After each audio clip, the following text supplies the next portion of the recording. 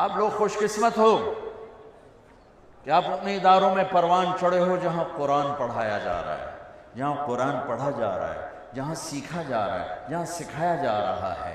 یہ جنت کے باغیچے ہیں، یہ جنت کے باغ ہیں، اور یہ اللہ کی رحمت کے مراکز ہیں، مراکز خانقاہیں جہاں اللہ کا نام سکھایا جا رہا ہو کسی بھی شکل میں۔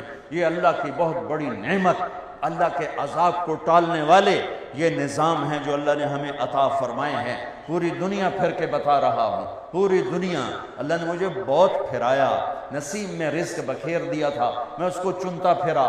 پوری دنیا پھرنے کے بعد عقیدت کی وجہ سے نہیں، بصیرت کے ساتھ بتا رہا ہوں کہ پوری دنیا میں یہ مدارس کا نظام کوئی نہیں۔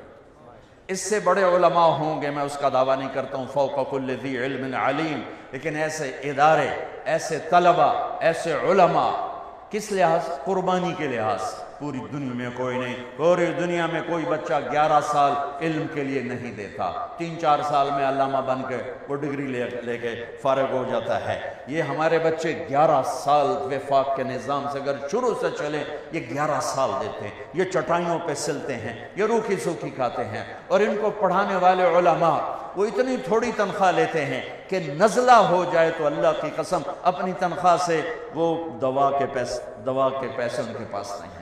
بچے کی شادی کرنا تو بڑی دور کی بات ہے، گھر بنانا تو بڑی دور کی بات ہے، زندگی بھر چٹائیوں کے ساتھ سل کے بیٹھتے ہیں اور اپنی جوانی کو دو پہ لگاتے ہیں، اپنی صحت کو دو پہ لگاتے ہیں، اور چند ہزار پر اور یہ ایسے لوگ ہیں اگر یہ خود کفیل ہوں تو یہ مدرسے سے ایک پیسہ نہ لیں، یہ مجبور ہو کر صرف اتنا لیتے ہیں کہ روٹی کھا سکیں بس، اور یہ اس طرح سل کے بیٹھ جاتے ہیں کہ چٹائی کے ساتھ چٹائی بن جاتے ہیں۔ ایسی قربانی والے علماء پوری دنیا میں کوئی نہیں، اور ایسی قربانی والے بچے پوری دنیا میں کوئی نہیں۔ اولئک، وہ ہے نا ہمارا فرزدق، اولئک آبائی فجئنی بمثلہم اذا جمعتنا یا جریر المجامع۔ اور فرزدق سے معذرت کر کے تھوڑی سی تبدیلی کروں، اولئک ابنائی فجئنی بمثلہم، اولئک ابنائی فجئنی بمثلہم اذا جمعتنا یا جریر المجامع۔ فرزدق زندہ ہوتا تو مجھے شاباشی دیتا، اللہ کی قسم میرے بھائیو، آپ سب مجمع عوام بیٹھے ہو، یہ رحمت ہیں، یہ ادارے۔ میرا جی چاہتا ہے تو میں نے زکوٰۃ نہ دو، اصل مال دو۔ یہ محسن ہیں، محسن ملک شاہ سلجوقی، اس کا وزیر نظام الملک، اسلامی تاریخ میں نظام الملک، اسلام پوری دنیا کے لحاظ سے اور بر صغیر کے لحاظ سے خانہ خانہ، ابراہیم خانہ خانہ، ان جیسا وزیر تاریخ نے نہیں دیکھا نہ جنا۔ خانہ خانہ صرف بر صغیر کی حد تک اور نظام الملک پوری اسلامی دنیا کی حد تک۔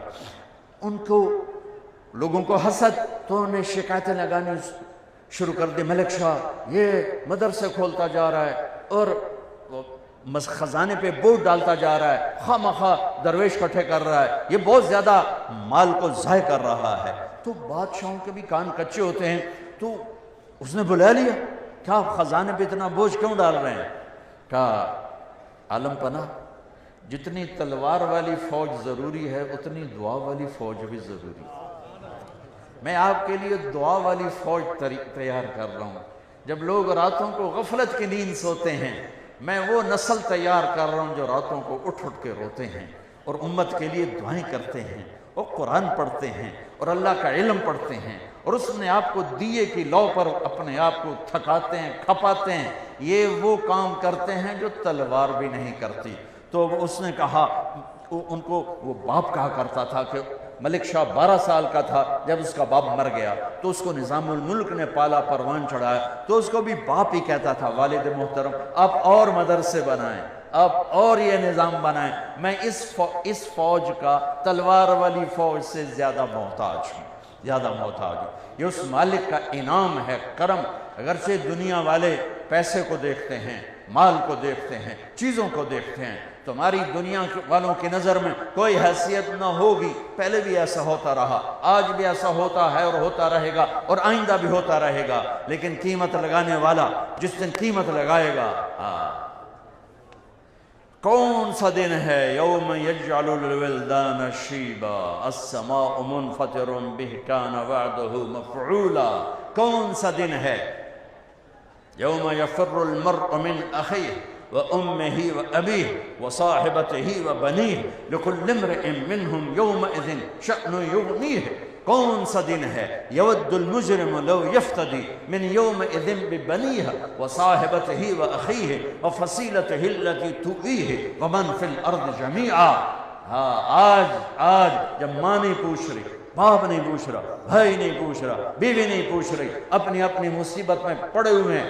سورج قریب آ چکا ہے، جہنم بھڑک رہی ہے، جنت مہک رہی ہے، ترازو جھول رہا ہے، پل ہل رہا ہے، اور میرے رب کا اعلان ہوتا ہے این الفقراء این الملوک. بادشاہ کدھر ہیں؟ ایم پی اے کدھر ہیں؟ آ جاؤ. یہ اعلان ہوگا. این الفقراء.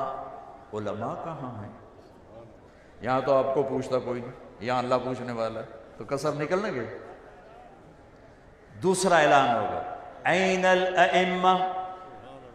امام مسجد کدھر ہے؟ امام مسجد کدھر ہے؟ تو دوسرا اعلان ہوگا این الائمہ. امام مسجد کدھر ہیں؟ جو 2% کے لوگوں سے روزانہ گالیاں سنتے ہیں. تجھے 5 منٹ لیٹ کیوں آئے ہو؟ تو انہیں پتہ نہیں نماز کا ٹائم 5:30 ہے، تجھے 5:35 تے آ رہے ہو. یہ سود خور بھی ان کو گالیاں نکال رہے ہوتے. وہ بیچارہ چپ کر کے کھڑا ہوتا ہے، اچھا جی معافی چاہنا جی لیٹ ہو گئے ہیں. ٹھیک ہے. آج اعلان ہو رہا ہے این الائمہ. امام مسجد کدھر ہو؟ کھڑے ہو جاؤ. سب کھڑے ہو جاؤ. تیسرا اعلان این المؤذنون. جو بیچارے امام سے بھی زیادہ ذلیل ہوتے ہیں، انہوں نے ٹائلٹ بھی صاف کرنے ہیں، انہوں نے ٹوٹیاں بھی صاف کرنی، انہوں نے نالیاں بھی صاف کرنی، انہوں نے صفیں بھی بچھانی ہیں، اور پھر گالیاں بھی کھانی.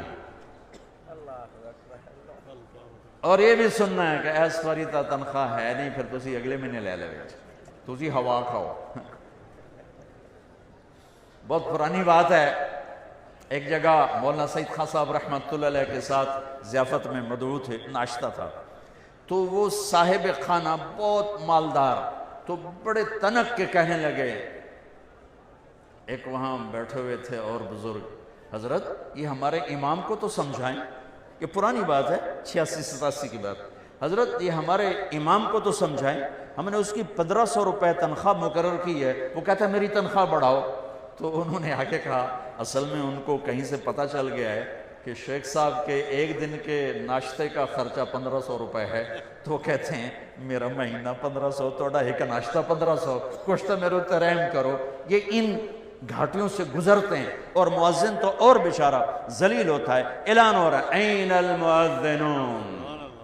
اذان اطول اعناقا، سب سے اونچے مقام پر اذان. لا یدود فی قبرہ، مؤذن کو قبر کا کیڑا ہاتھ نہیں لگاتا ہے.